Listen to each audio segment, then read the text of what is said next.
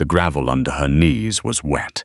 Senna had been kneeling long enough that she couldn't feel her legs anymore, and she thought distantly that this was probably what it felt like to disappear. Not all at once, just piece by piece, starting from the bottom until there was nothing left worth noticing. The kennels smelled like wet dog and antiseptic, and something older beneath both. The particular rot of a place that had never once been cleaned with actual care. She had cleaned it every morning for the past 6 years, before the sun came up, before anyone else was awake, before she was allowed to be anything other than useful. She cleaned it because no one else would, and because the animals inside it hadn't done anything wrong, and because somewhere along the way she had decided that being useful was the only version of belonging she was going to get. She was 24 years old, and she had never once left pack territory without permission. She was 24 years old, and she had never once been asked what she wanted for dinner. The needle was small. She'd taken it from the medical supply cabinet an hour ago, when she was supposed to be logging the week's inventory. Her hands had been very steady when she did it, which surprised her. She had expected them to shake. The wolf's bane extract was pale gold in the syringe, almost pretty. She'd diluted it herself. Not enough to save her, just enough to slow it down. Enough to give her time to say goodbye to the hounds before it took her under. She owed them that much. She didn't owe anyone else anything, but she owed the hounds. That was the thing she hadn't told anyone. There was no one to tell. Her wolf had gone quiet 3 months ago. Not dead. She could still feel the faint warmth of her, curled at the base of her spine like a coal that had forgotten how to burn, but quiet. The way a person goes quiet when they've been told too many times that their voice doesn't matter. Senna pulled the cap off with her teeth. She had made this decision carefully, the way she made every decision. Alone, at night, after everyone else had stopped caring enough to notice. She was not being dramatic. She was not asking for anything. She was simply calculating that the world would be the same tomorrow, whether she was in it or not, and that the calculus had finally tipped in the direction she'd been avoiding for a long time. She pressed the needle to the inside of her elbow, and then very far away something cracked. Not a sound. Not exactly. More like a pressure somewhere in her chest. The place where the bond lived, the one she'd been told about but never spoken to. The thread that was supposed to connect her to someone and instead had just sat there for 6 years like a door she wasn't allowed to open. The pressure sharpened, pulled, as if someone on the other end of that thread had just grabbed it with both hands. Senna hesitated. She pressed the needle down anyway. 212 miles north in a stone hall with a fire that cost more to heat than the entire pack she came from, Darian Voss set down his glass. He was in the middle of something, a meeting or a negotiation, or whatever his advisors were calling it this week. There was always something, always someone who wanted a piece of his territory, or his bloodline, or his patience, and he had learned to sit through it with a face that gave nothing away. He was very good at that. He had been practicing since he was 12 years old, the year his father died, and left him with a title and a war, and absolutely no instructions. But something had just happened to his hands. He looked down at them. They were resting flat on the table, both of them the way he always sat, still, controlled, every line of his body a statement. But beneath the skin of his left arm, something was moving. A burn. Not heat. Cold. The specific cold of something that wasn't supposed to be inside a body working its way through the meat of him. He knew what it was. He had read about it once in a text that most wolves considered more legend than fact. The bond in its truest form didn't just connect, it shared. Pain, emotion, the physical reality of the other person's existence. It moved between two bonded wolves the way blood moved indiscriminately. It always assumed it was metaphermission. He was always feet before the thought finished. "Get the helicopter," he said. His second-in-command, Orvin, looked up from across the table. "Sir, we're in the middle of. Get it now." The room went very still. That was one of the things about being what Darian was. People could tell by something in the air when he was done negotiating. He had not raised his voice. He didn't need to. He was already moving toward the door, already pulling on his jacket, already calculating the distance between here and wherever she was. Because she was somewhere, she had to be somewhere. The bond was screaming at him like a live wire, and she was somewhere, and she had approximately. He stopped in the corridor, did the math. 20 minutes. Maybe less. He ran. She hadn't expected it to burn. That was the thing about wolfsbane. In the stories, it was quick. Clean. In the old texts she'd read in the Pax library, the ones no one else bothered with, it was described as peaceful. She understood now that those texts had been written by people who had never actually experienced it. The burn started in her arm and spread up toward her shoulder, and then it became something larger than burning, something that didn't have a good word in any language she knew. She had managed to get herself to the back corner of the kennel, behind the supply shelving, because she didn't want the hounds to see her like this. They were sensitive animals. They didn't deserve that. She could hear them, though, through the wooden slats. The big one, she'd been calling him Anchor unofficially, because he had the disposition of a ship that had decided never to move again, was making a low sound in his chest that she hadn't heard from him before, like he knew. "It's okay," she told him. "You'll be fine. Rella feeds you on Tuesdays now. She knows how much you." She stopped talking because talking required breath, and breath was becoming a complicated issue. Her wolf, that faint coal at the base of her spine, did something strange. Instead of going quieter, she went brighter, hot, suddenly, and urgent, the way she'd been when Senna was very young and still believed in things. She pushed against the cold that was spreading through Senna's blood, and for a moment the two things were at war inside her body, and she wasn't sure which one was going to win. Then she heard the helicopter.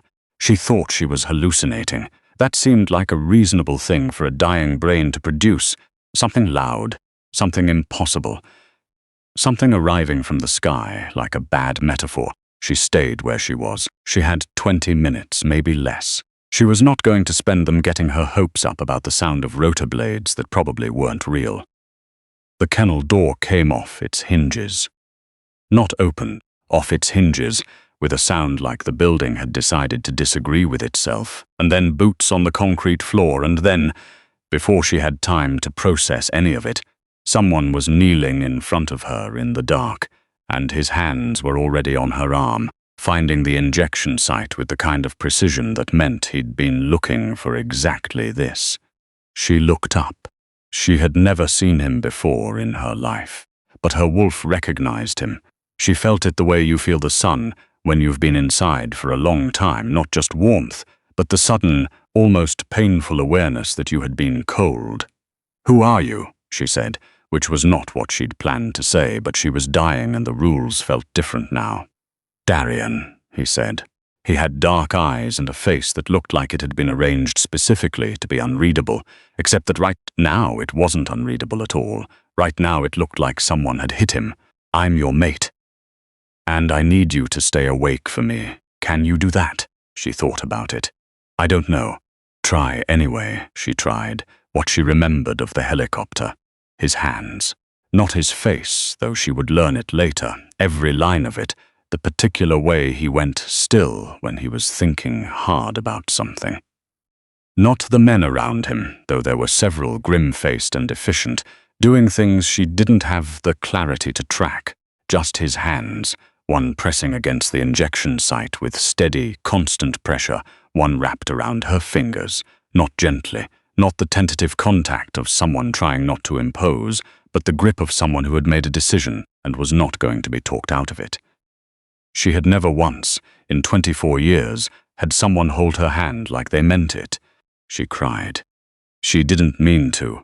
It happened in between one breath and the next, quietly, without drama, just tears running sideways into her hair because she was lying down, and her body had apparently decided this was the appropriate response. She was embarrassed about it. She turned her head away. He didn't say anything. He just shifted his grip slightly, his thumb moving once across her knuckles, and she understood somehow that he had seen it and was choosing not to make it a thing, and that small act of not making it a thing broke something open in her that had been shut for a very long time. She fell asleep before they landed.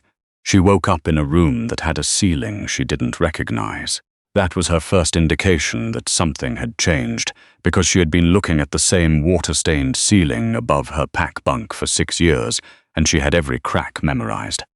This ceiling was clean stone, the kind that absorbed sound and held cold, and there was a lamp somewhere she couldn't see, casting the kind of light that was meant to be soothing. She was alive. She checked methodically. Fingers present. Arm bandaged professionally, not the way she bandaged herself with whatever she could find. Legs still attached, still numb at the knees from the gravel, which meant she hadn't been out long enough for the bruising to start. Wolf there, not just a coal anymore, something closer to a flame. Darian was sitting in the chair by the window. He wasn't watching her. He was looking out at something.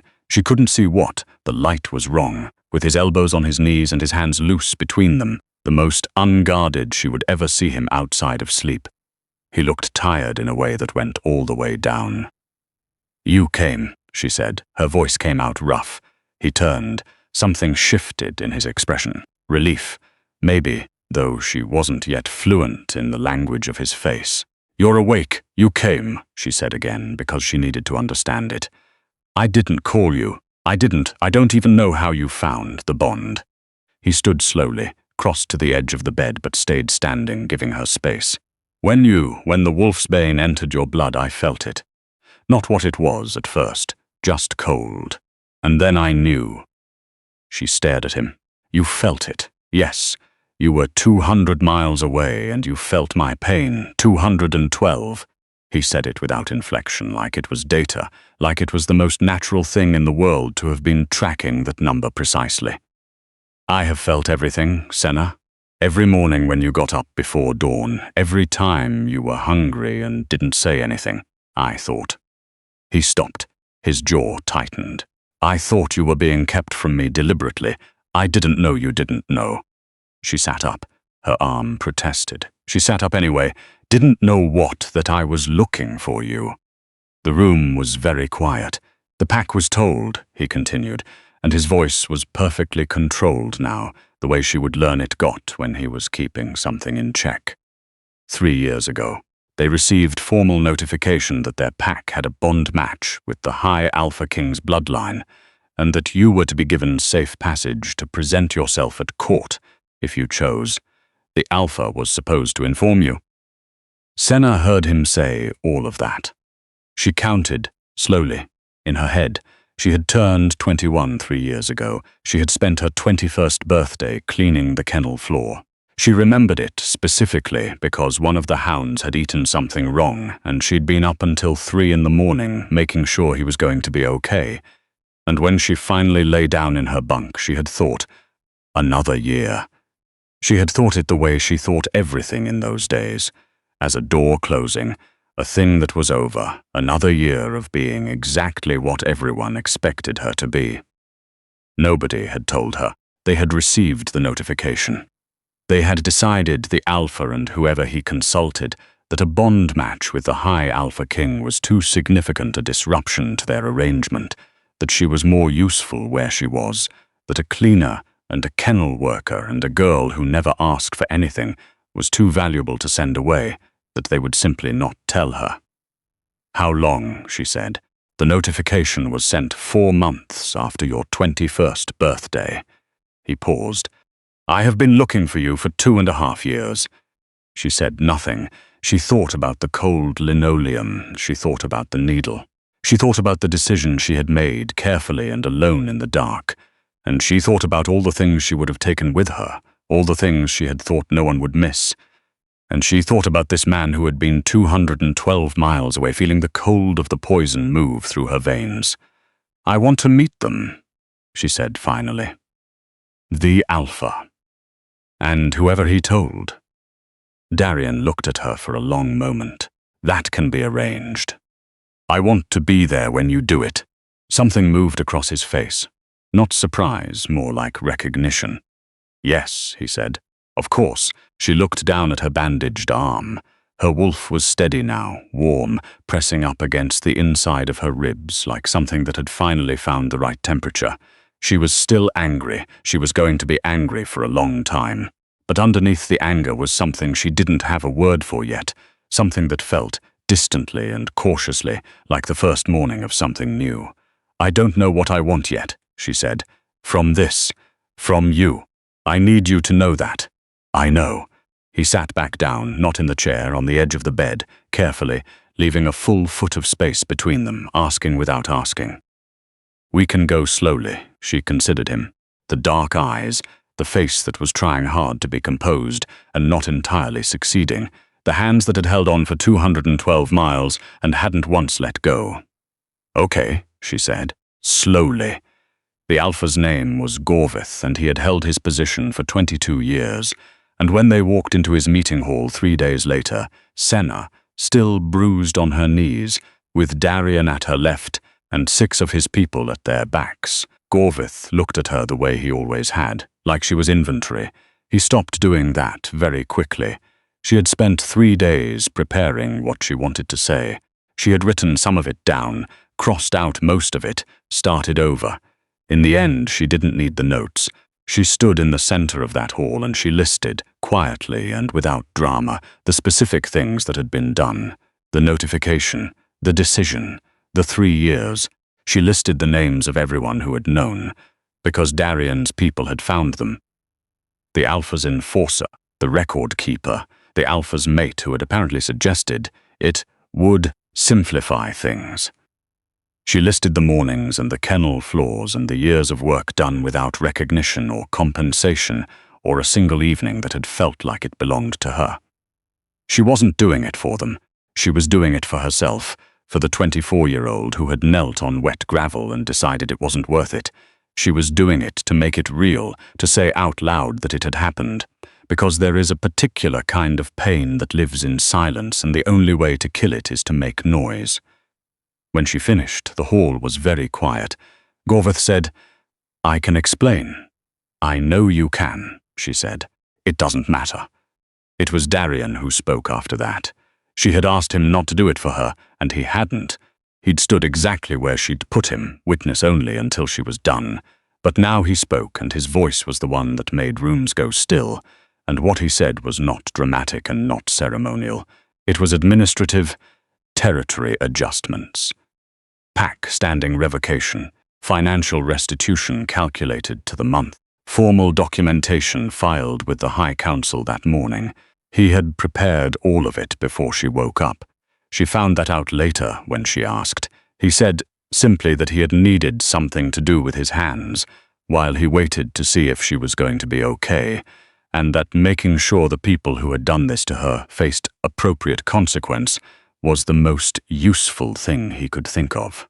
She had stood in his kitchen when he told her that, holding a cup of coffee she hadn't finished, and she had looked at him for a long time, and then she had put the coffee down and crossed the room and put her arms around him, her face against his shoulder, and he had held on with both hands the way he had in the helicopter, like it was a decision he'd already made, and was not open to renegotiation. Her wolf against her ribs blazed. The months after were not simple. She hadn't expected them to be. She had been told, once, by a book she'd read in the Pack library, that bonded mates completed each other, that finding a mate felt like coming home. She had believed it when she read it, in the uncritical way you believe things when you're 17 and still hoping. She believed it differently now. Darian was not easy. He was organized and controlled, and he thought about 5 things at once and sometimes forgot to eat.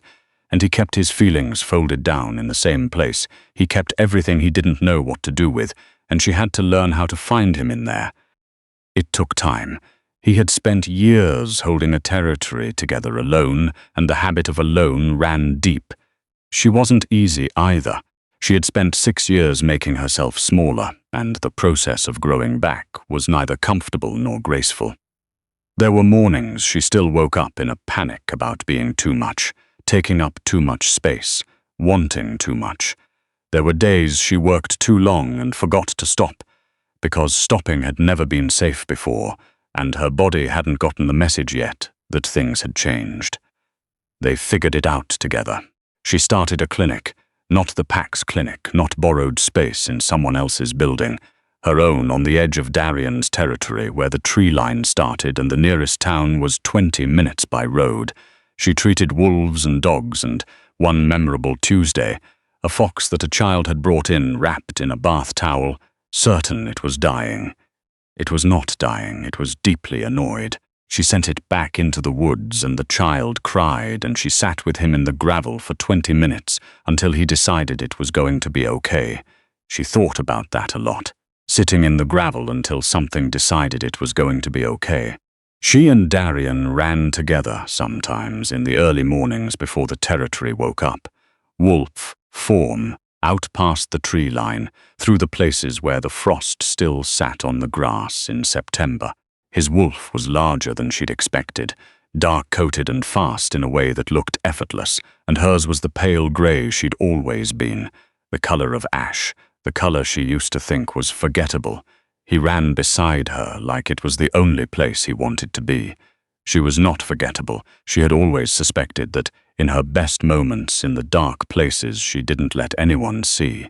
She had suspected it the way you suspect something you're afraid to believe, because believing it too loudly feels like the kind of thing that gets punished. It didn't get punished. In the spring, she stood at the edge of the forest in the early morning while the mist was still on the ground, and she let her wolf out all the way, not guarded, not careful, not performing smallness for an audience that had never deserved it, and she ran until her lungs burned and her paws ached and the sun had come all the way up, and when she finally stopped at the top of the ridge that looked out over Darian's territory, she could see his wolf below her, waiting, and she could feel through the bond that he was proud of her, and she could feel that her wolf was laughing, actually laughing, that deep, full-body shake that wolves do when they are completely, unconditionally joyful. She stayed up on the ridge for a long time. She was not fixing herself. She had figured out that wasn't the right frame. She wasn't broken, had never been broken, had just been in the wrong place long enough that she'd started to believe the architecture. She was just learning what she actually was. Now that there was room. It turned out she was someone who laughed, someone who argued well and cried at foxes, and kept her clinic open an hour late, when something needed her. Someone who had opinions about everything and had been keeping them to herself for so long they'd built up a significant amount of pressure. Someone who had made a decision one night in the dark and was glad, now, with every complicated, inconvenient, alive part of herself, that something had cracked at the last moment, that a thread had pulled, that 212 miles had not been enough distance to keep him from coming. She came down off the ridge and ran to meet him, and the morning opened around them both like a door they had been standing at for a very long time.